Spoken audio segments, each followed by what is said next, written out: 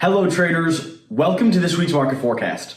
In this week's market forecast, we're going to be covering the week of October 8th. In this video, what we hope to do is highlight our best technical setups that we are currently eyeing up and looking to act on in this upcoming week, and also the fundamental drivers that we want to be aware of and maybe act on as well in this upcoming week and in the previous. So, without any further delay, let us get right into this video. Alright traders, so here we are, and we're going to go directly into the fundamental drivers in this upcoming week. To start off the week, we have some Australian dollar news on Monday at 8:30 p.m. Nothing on Tuesday. Wednesday, we have some early morning news at 2 a.m. and 8:30 a.m. for the pound and the Canadian dollar. Thursday, just a little bit of Australian dollar news at 3 p.m. And then Friday, we have some 3:30 a.m. Euro news and tentative USD news for the Treasury currency report. So not too much. For our other news, U.S. stocks rallied on Friday with the Dow Jones adding more than 300 points and the S&P 500 touching a 4-week high of 4,466. In my opinion, this is a primary reason why we will not be correcting further in the S&P and actually will use this to recover because we broke that high. So this comes after retail sales in the US posted another unexpected strong rise in September, which is usually a sign of resilience from consumers. As well as the University of Michigan's consumer sentiment for the US fell to 71.4 in October from 72.8 in September and below market forecasts of 73. So it's below the prior month and below expectations, but continuing with our good news, retail sales in the U.S. unexpectedly increased 0.7% month over month. It's in September of 2021, following an upwardly revised 0.9% surge in August.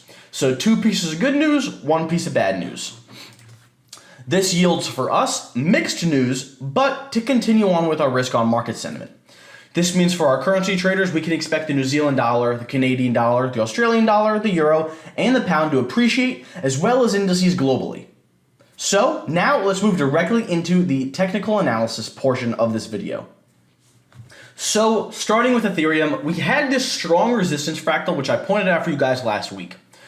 We did not show any signs of slowing down when we broke through the first sign of that, and now we're looking at our next resistance line at around the 3,950 level at this prior high.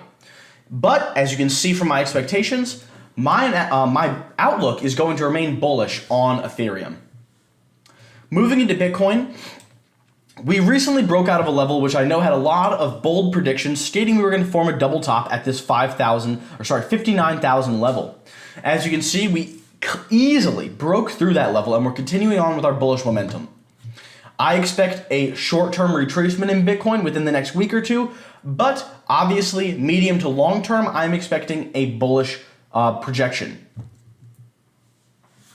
Moving into NZDCHF, this was a trade we called out for you guys last week and 2 weeks ago. As you can see, consolidated for a little bit, but this trade worked out fantastic. I entered on a lower time frame and pulled out around 4R from this trade. And as you can see, if you were holding this trade on a longer term basis, it is working out for you very, very nicely. Another trade that we took last week was USDCAD. USDCAD was a head and shoulders trade, which just hit take profit.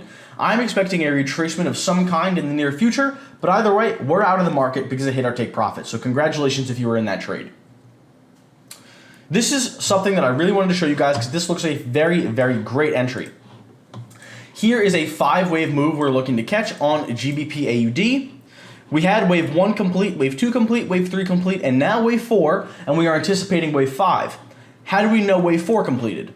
By dropping down to a lower time frame, you can see we had a clear ABC move play out here.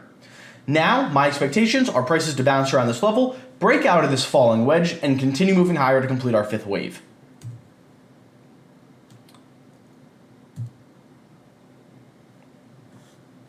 Looking at AUDUSD, here's some analysis we had last week. We caught this trade originally when it came down from this level, and now our retracement went a little bit higher than we expected, but is by no means invalidated.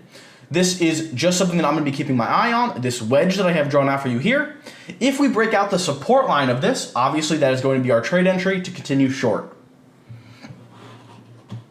So traders, I really hope you enjoyed. This was again our market forecast for the week of October 18th. I really hope you pulled some valuable insights out of this video that you can implement into your own trading in this week. If you enjoyed this video, all that we ask is that you please like and subscribe to the rest of our social media platforms, as we are releasing content across all of our various platforms, as I always say, every single day. And there's more content coming on our YouTube channel in the very near future, which we want you to be aware of as well. So, as always, on behalf of everyone at Funding Talent, happy trading.